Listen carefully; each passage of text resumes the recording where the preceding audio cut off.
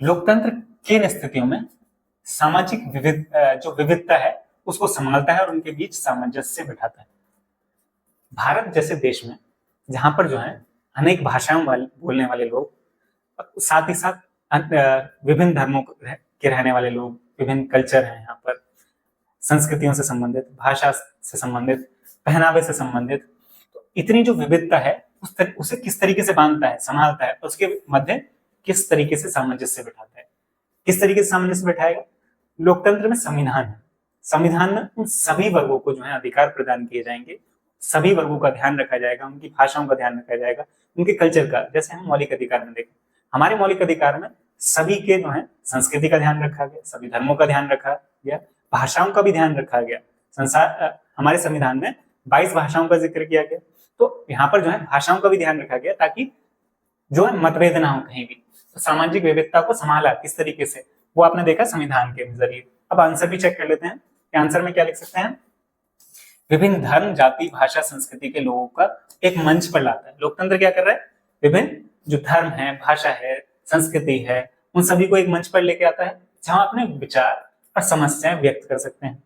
लोकतंत्र व्यवस्था संवाद, सहमति और बहस के माध्यम से सभी मतों को स्थान देता है, यानी कि सभी के पास स्वतंत्रता है, सभी जो है अपनी बात को रखने के लिए जो है स्वतंत्र हैं, और इससे टकराव की बजाय समाधान निकलता है। सभी जो है अपने मत रखेंगे और सभी के मतों का जो है स्थान होगा, उससे क्या हो रहा है? टकराव भी नहीं बनेगा कि किसी को जो है अगर अधिकार नहीं दिया बोलने का, अपनी अभिव्यक्ति करने का, तो उससे टकराव होंगे। यहाँ पर हमने सभी को अधिकार प्रदान किया। लोकतंत्र सामाजिक विविधताओं को समायोजित करता है और यह अच्छी तरह से समझ लिया जाता है। जैसे अभी बताया, सारे कल्चर्स हैं, भाषा है, विभिन्न धर्मों को समाहित कर रहा है। लोकतंत्र केवल बहुमत का शासन नहीं है।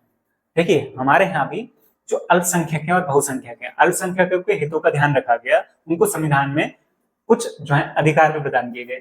तो ये जो है सिर्फ बहुमत का शासन नहीं है। यहाँ पर बहुमत का शासन केवल एक धार्मिक या सामाजिक समुदाय का शासन नहीं है, वही कि किसी एक समुदाय, किसी एक धार्मिक समुदाय का सिर्फ शासन नहीं है। यहाँ पर जो है बात की गई बहुमत का शासन। बहुमत के शासन में वो जो है सभी लोगों को अधिकार दिया गया, जैसे अल्पसंख्यकों को भी, महिलाओं को भी, और जो है जो अन्य लोग हैं उन सभी को समाहित किया गया इसके अंतर्गत। तो ये जो है किस तरीके से सामाजिक विविधताओं को सामंजस्य से बैठाया। जैसे आप देखें, अगर लोकसभा में जो सीट्स हैं, कितनी सीट्स हैं लोकसभा में? 543 सीट्स हैं। तो 543 सीट्स में उसमें एसटी के लिए भी रिजर्व की, एससी के लिए भी रिजर्व की, फीमेल्स के लिए वो आ गए। आप देखेंगे कि फीमेल्स के लिए भी रिजर्व की जा रही है 33%। तो सभी को समाहित करने, सभी जो सामाजिक विविधता है उसको जो है ध्यान रखकर, सामंजस्य से बिठाकर किस तरीके से जो है लोकतंत्र संभालता है, वही हम यहाँ पर बात कर रहे थे।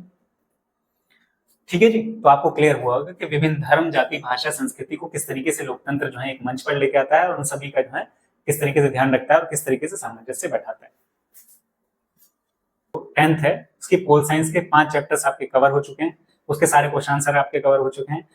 तो आपको अगर हमारी क्लास पसंद आ रही है तो आप जो है अपने जो दोस्त हैं उनके साथ शेयर कीजिए, वीडियो को लाइक कीजिए, चैनल को सब्सक्राइब कीजिए। थैंक यू गाइस, जय हिंद।